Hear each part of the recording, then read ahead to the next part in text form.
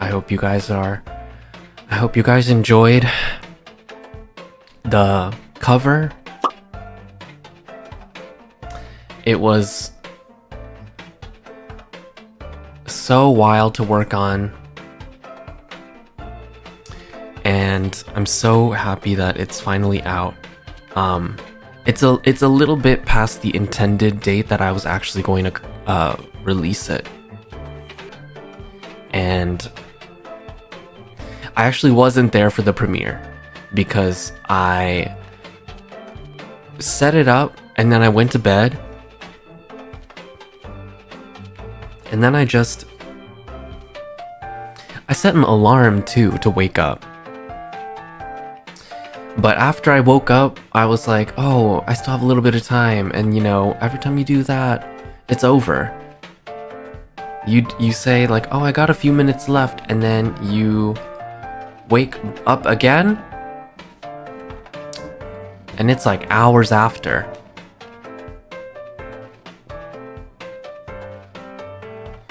So I made a mistake, but nonetheless, I hope that you guys enjoyed it.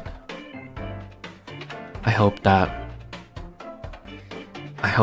a lot of you cried. Finally, an official PsyBorg cover, but it had to be, you know, the timing had to be now.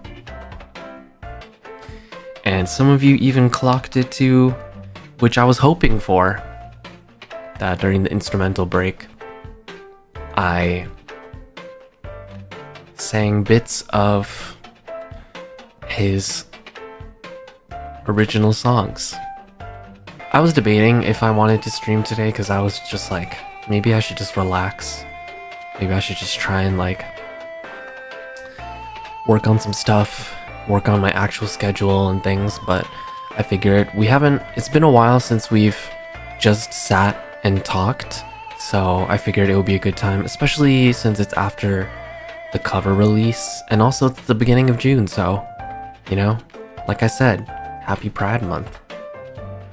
Not Pride, Prad.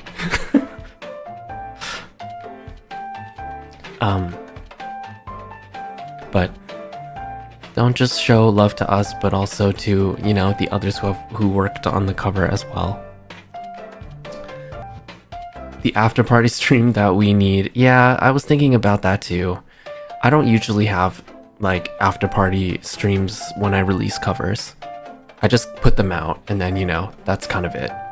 But maybe I should, you know, have more of these where we can talk a little bit and just chill after I release something. But I'll think about it. I don't usually do it anyway, but this time it just felt different, obviously. The way I could hear someone laughing at us in his grave so loud and clear, at least you know. Yeah, what a great way to start. Great way to start the month. Doomed Yowie. You want to know more about the behind the scenes? I never really know what to talk about when people ask about behind the scenes stuff with covers, because it's just like, you know, it just happens. Somebody comes up with the idea, things get allocated, and then, you know, we just bring it together. But if you really want to like know the breakdown, I'm the one that chose the song, and I'm the one that initiated and wanted to do it.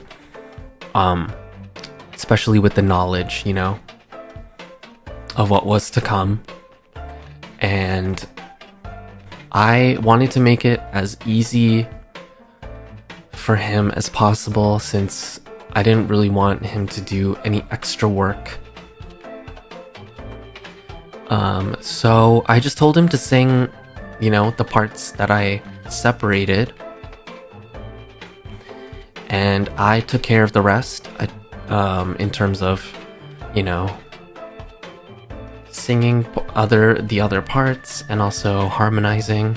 All the harmonies are me, and of course the ad-libs during the instrumental break. And what else? And, you know, the people I usually work with on a lot of covers coming through for me as always. Thank you, Vessen, for always mixing my things, and also Eddie for coming through for me many times. Oh yeah, that last part. The last part where he sings an octave higher. I actually didn't tell him to do that. He did it on his own. He came up with it, going an octave higher. He really did go crazy with that, yeah. He wanted it to end with a bang. He wanted the impact to be strong. And it sure was, especially when I listened back to it. I was like, what the fuck? When did you do that? Yeah, he did do amazing, didn't he? Yeah, I saw somebody tweet about it. They were saying how the first and last times people heard his voice was on my channel. First time was that narration in Deja Vu, and last time was this cover. I actually didn't realize that until, you know, I saw the tweet and I was like, oh, that is very true. Yeah, but thank you all so much for showing it so much love and support. Yes, it was my idea to hum the original songs during the instrumental break. I didn't even tell him about it, actually. I just did it. I wanted to incorporate it in some way. I knew that. I just had to figure out what parts would make sense musically. I actually don't know if he realized, because he never mentioned it.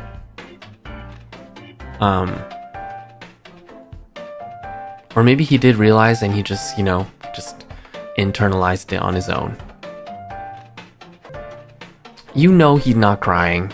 You know that he's probably like pointing and laughing and being like, Lamau, everyone cry. Yeah, smug as fuck as usual. As always. You know, how else would we remember him? Cackling from beyond. Drinking our hot tears with marshmallow is crazy. I've never heard that. I think I'm gonna steal that from you. That's pretty funny. I like that. Oh my god, I forgot about that too. During the his like stream where he watched the video. Fucking, he was window sharing, and then the script that I made was bookmarked in his bookmarks. And it was on the screen there, and I was just like, uh-oh. But I was just like, you know what, I don't care. If people wanna look at it and, you know, come up with their own theories, then that's on them if they want to do that. And, you know, until it actually comes out. Yeah, I'm surprised no one said a thing, or at least as far as I know. But I mean, it could have not even come out, and that would have just been like, oh well, maybe that was a project that got tossed to the back. But no, it was active.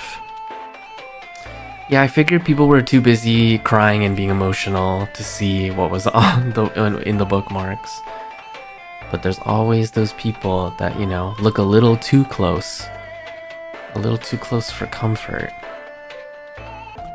Yeah, he mentioned it already too, that we were like cooking something up. Hopefully it would be done in time. I'm so glad that it's out now. And to be honest, I'm way too tired to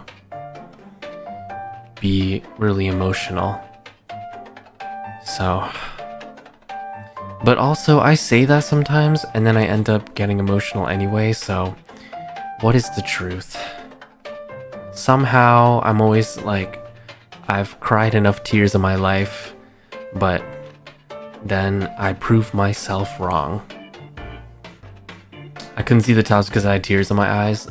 Completely fair. I was kind of hoping that everyone's eyes would be like that. No tears left to cry. Yeah. Right now I'm in a state of mind. I'm gonna be like all the time. Ain't got no tears left to cry. I'm picking it up. Remember, I'm picking it up. It's okay to be a bad bitch and a sad bitch. That's so true. Of course, I still keep in contact with him. That will never stop. I love the outfits changing idea in the MV. Thank you. Yeah, we were talking about that too. Originally, we were just gonna do one outfit. So I was asking and being like, which one do you prefer? Blah, blah, blah. And working with Eddie, we decided, well, if we're able to, or if they are able to incorporate other outfits, then that would be nice, but no pressure if not. And we were able to put in a lot. So, thankfully.